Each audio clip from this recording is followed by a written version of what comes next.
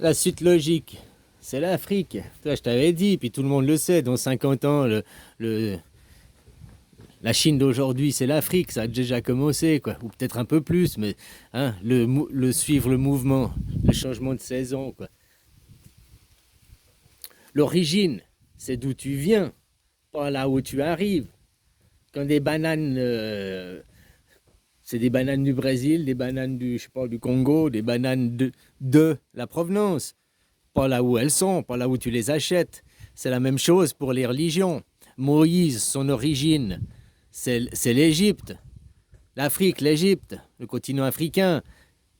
Et puis il a été au Moyen-Orient, où là, il a planté son arbre. Moïse, c'est le fruit. Puis là où il a été planté l'arbre, il a été continué à perpétuer l'arbre de la connaissance, l'arbre blabla, hein, continuer à perpétuer l'arbre. Bah, il était perpétué où? Au pays de Canaan, là où c'est Israël aujourd'hui. Qui, après cet arbre, il l'a planté, il a donné des fruits, il a donné des fruits,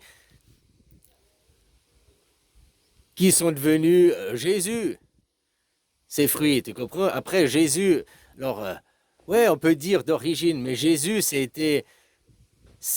La provenance, c'est toujours l'arbre de Moïse, mais qui s'est modifié par le sol. Je sais pas si tu comprends ce que je veux dire. Du coup, ça reste des pommes, mais elle a passé d'une golden, peut-être, elle est devenue une gala, ou une golden sucrée, ou une gala acide. Tu vois ce que je veux dire? Elle s'est métamorphosée, elle s'est transmutée. L'arbre s'est transmuté.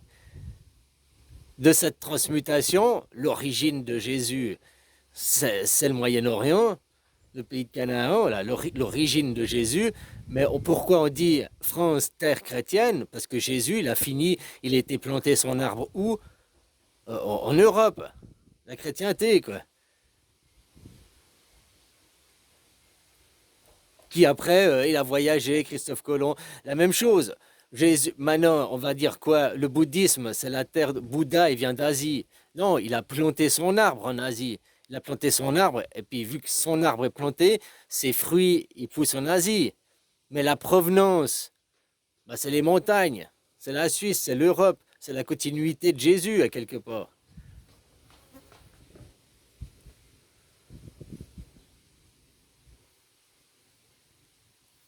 Donc l'origine, voilà.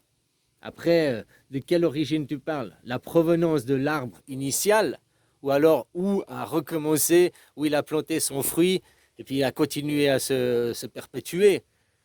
Voilà. Donc là, les Juifs, ils ne veulent pas regarder d'où vient Moïse, d'Égypte. Ils disent non, c'est le pays de Canaan, c'est là où il a planté son arbre. Mais ils ne veulent pas reconnaître le fruit de Moïse, Jésus. Ils disent non, ils ne reconnaissent pas Jésus, ils ne reconnaissent pas son fruit.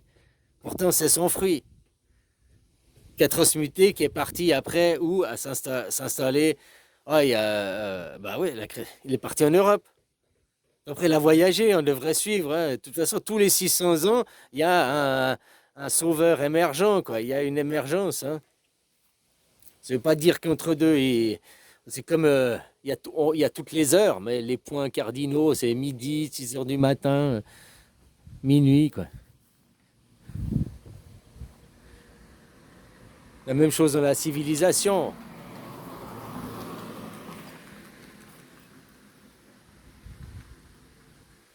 Ça, Bouddha, là, on a 2500 ans de Bouddha, 25 heures, 24 heures, une journée.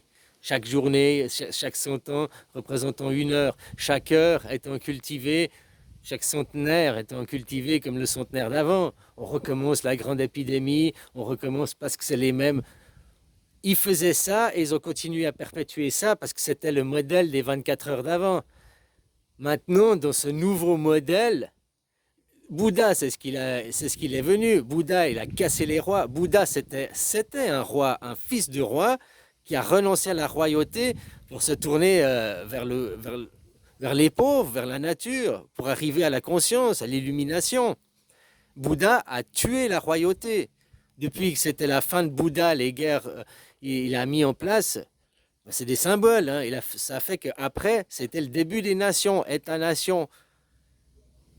Puis maintenant, c'est fini les États-nations. Maintenant, on est. Enfin, non, c'est toujours les États-nations, mais ça va devenir des continents-nations. Ça s'agrandit. Si un jour l'humanité veut partir sur la Lune ou veut partir sur Mars, ou doit, ça s'impose eh bien, il faut qu'elle soit déjà unie avant de partir.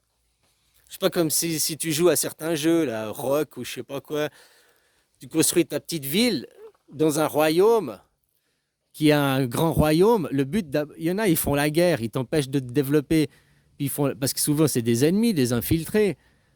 Mais autrement, le but, c'est que toutes ces villes grandissent ensemble, s'allient ensemble, pour après la nation, le royaume deviennent forts, pour après aller combattre les autres royaumes. Ça sert à rien de faire des guerres internes dans le royaume, parce que tu fais que de ralentir le royaume pour l'empêcher de se développer. Non, au début, tu as plusieurs royaumes. Bah, la même chose, tu as l'Europe, tu as l'Afrique, voilà, tu as quatre royaumes, tu as quatre grandes zones de jeu, quoi. Il faut déjà arriver à réunir tes zones de jeu avant de faire la guerre entre. Et puis le but, c'est d'empêcher. Donc les autres, ils t'infiltrent pour t'empêcher de te développer. Eux, si eux, ils sont pas infiltrés et qu'ils peuvent se développer sans problème, ils vont avoir mieux de ressources, plus de développement, ils vont être plus forts, plus d'armées, plus. Donc ils vont te dominer après, quoi.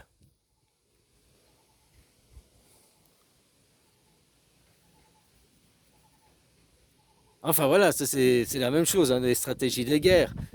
Tu vas pas laisser l'autre se développer, tu l'empêches de se développer, puis toi tu cherches à te développer mieux pour que, hein, après tu as une avancée technologique, une avancée sur un domaine. De toute façon, au final, ça finit toujours par s'équilibrer.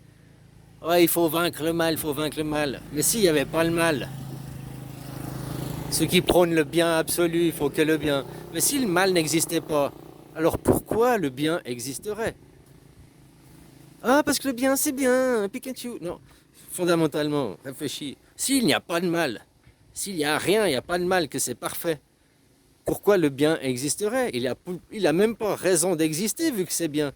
Si aujourd'hui le monde est parfait, alors demain n'a aucune raison d'exister, puisque c'est déjà la perfection.